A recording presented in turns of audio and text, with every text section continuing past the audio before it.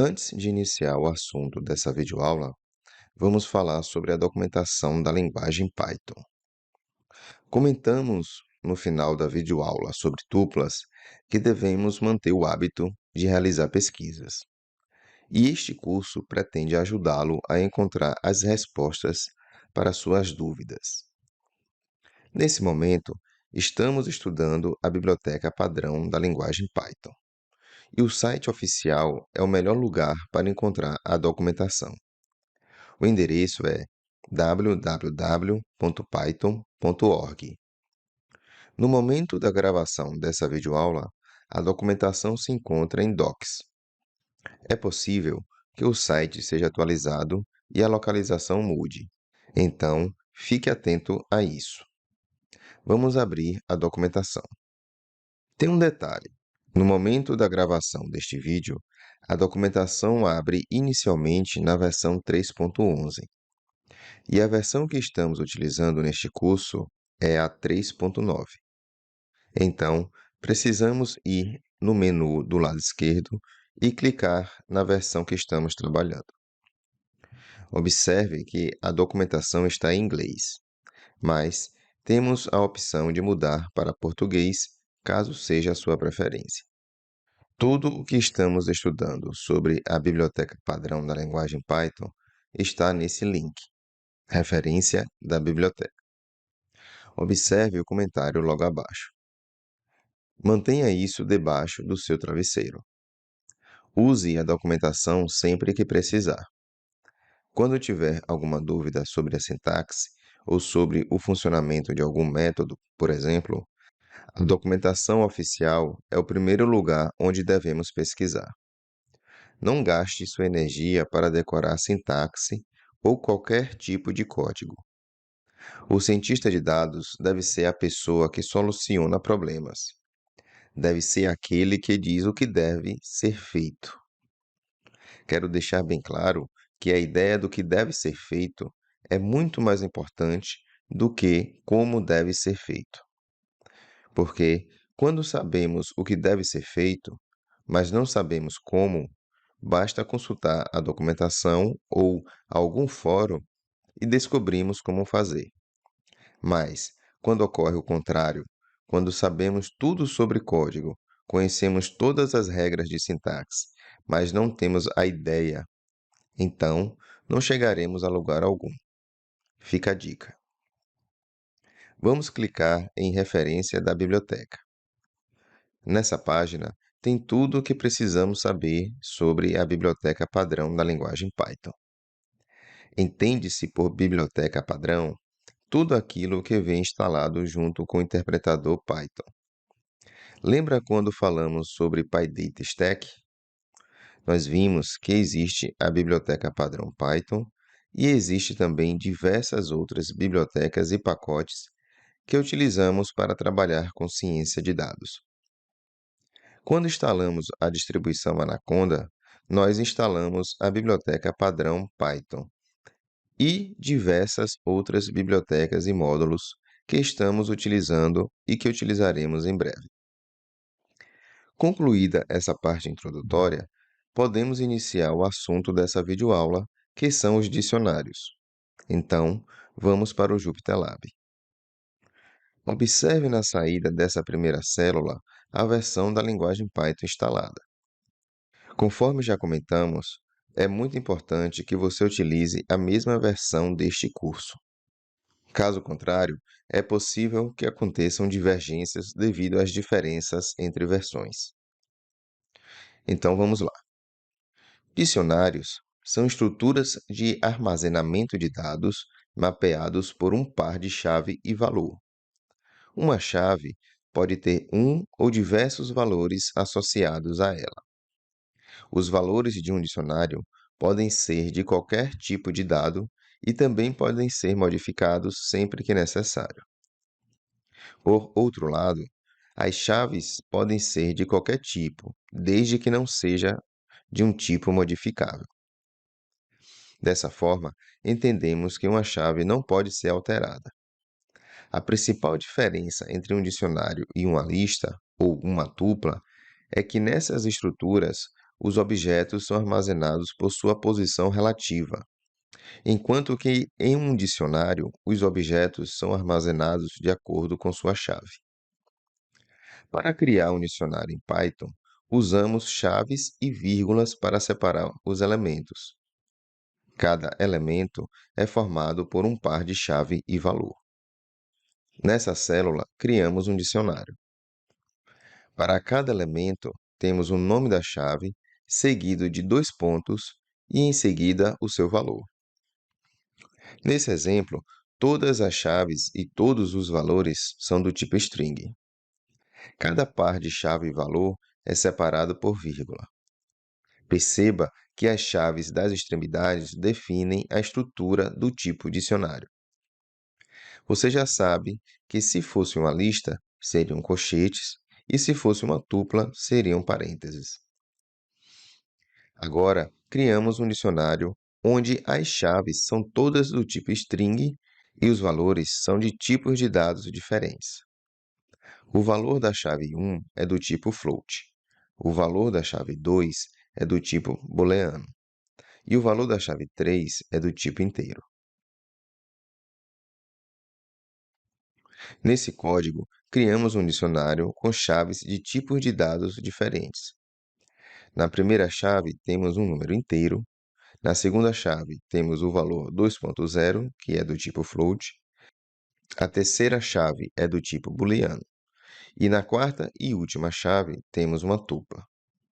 Não podemos criar chaves do tipo lista, devido à sua característica de ser modificada.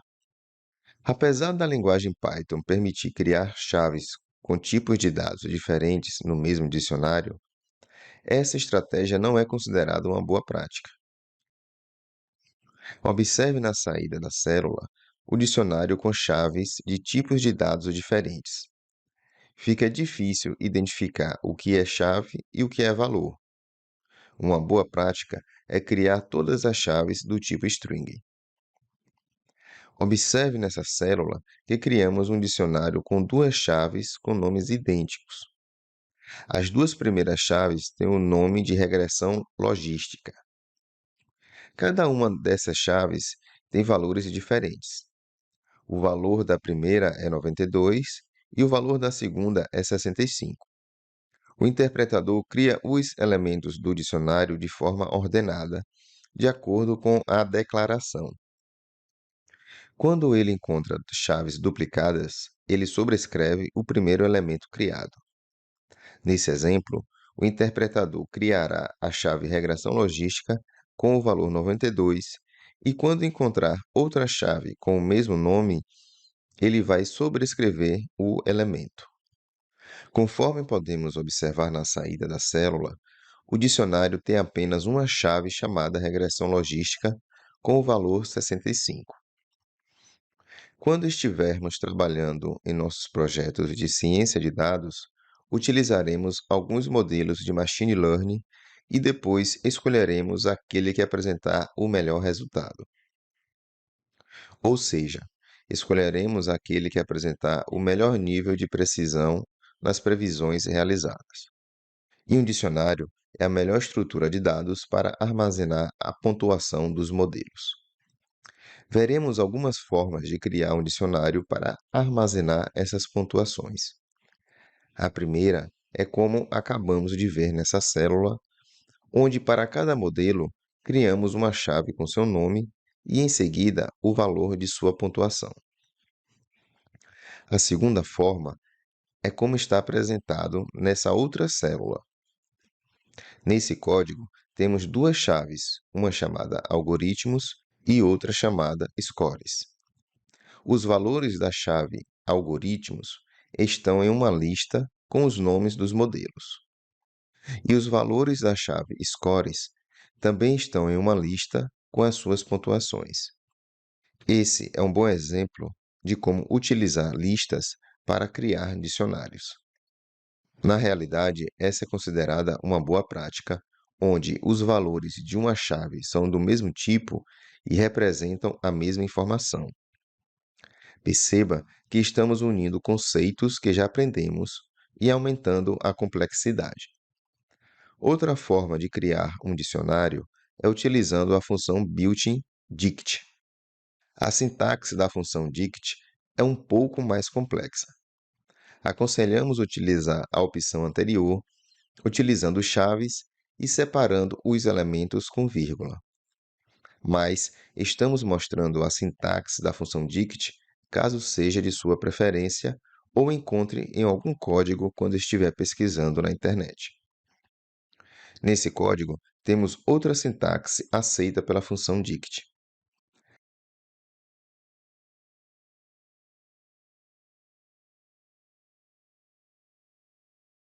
Também podemos criar um dicionário vazio.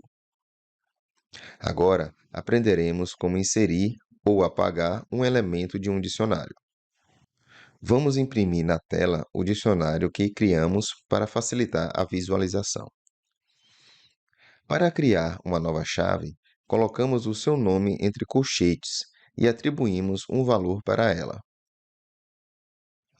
Perceba que o novo elemento é inserido no final do dicionário. Vamos imprimir o dicionário Modelos 2. Veja que a chave algoritmos tem uma lista de valores. O método append insere um novo valor no final da lista. Nessa célula, inserimos o nome Adaboost na chave algoritmos. Observe a saída.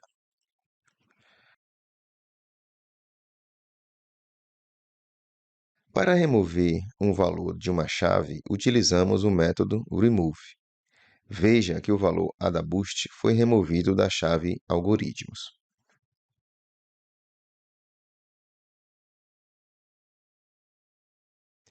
Podemos utilizar o comando del para excluir uma chave e o seu valor. Nesse código, excluímos a chave svm e seu respectivo valor. Para remover todos os itens de um dicionário, utilizamos o método clear. Note que o dicionário se tornou um dicionário vazio.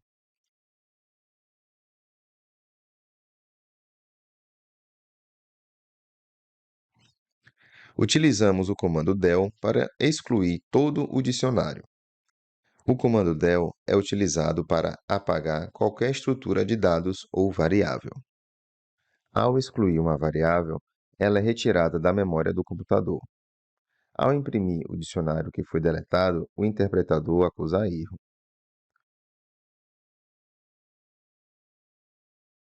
Vamos falar sobre slicing de dicionários.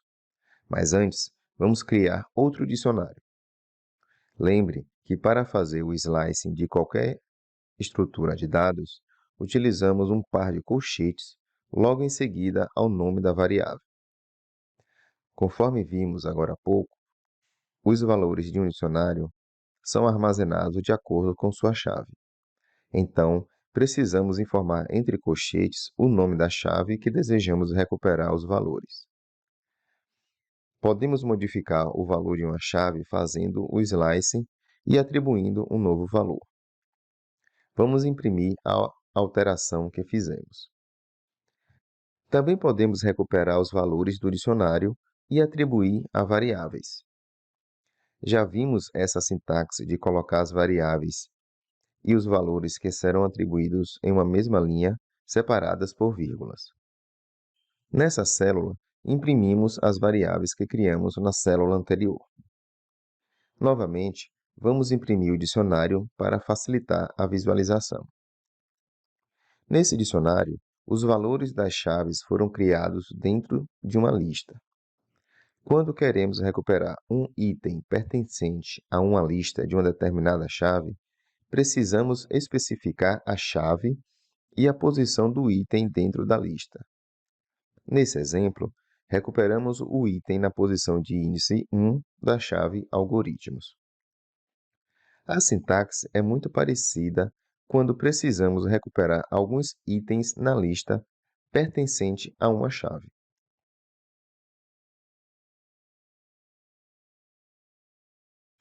Quando atribuímos uma lista de valores de uma chave a uma variável, essa variável se torna do tipo lista. Observe na saída que os valores estão entre colchetes, indicando que é uma lista. Só para confirmar, vamos verificar o tipo de dado da variável w. Também é possível recuperar valores de uma chave utilizando o método get.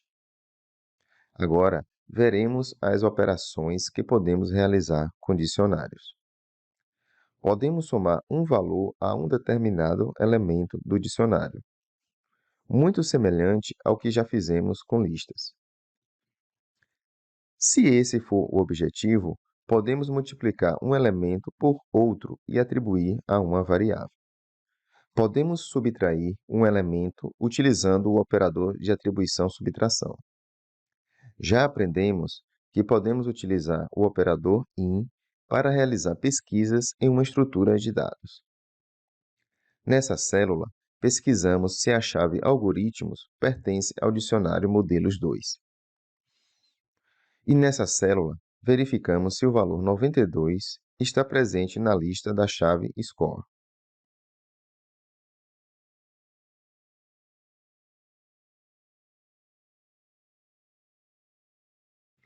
Utilizando funções built-in com dicionários. A função type retorna o tipo de dado.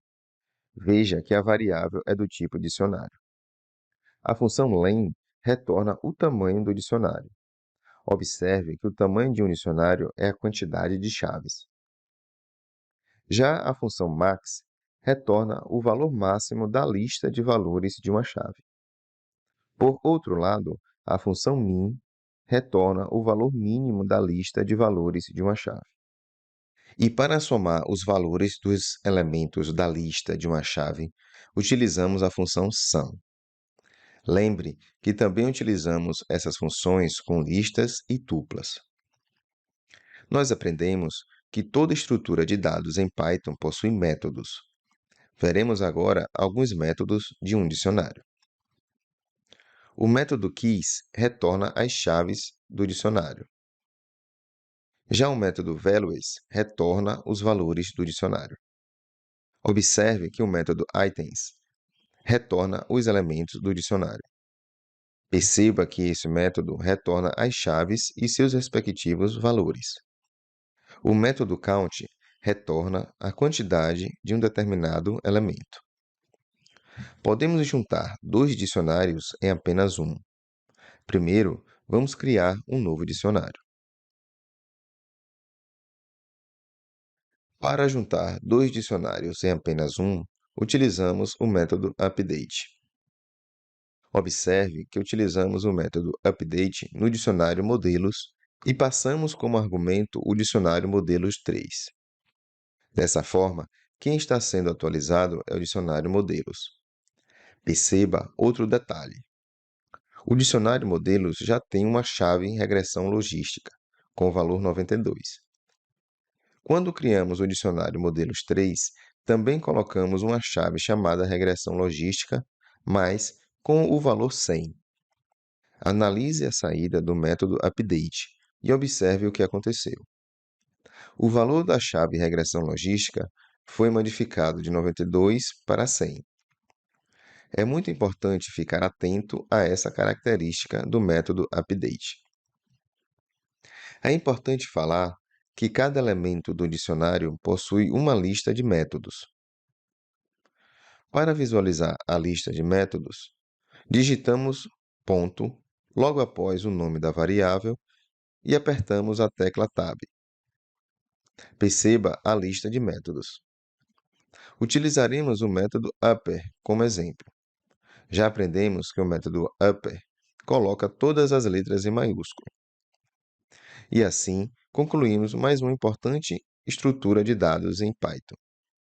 Faça os exercícios e nos vemos na próxima videoaula. Até mais!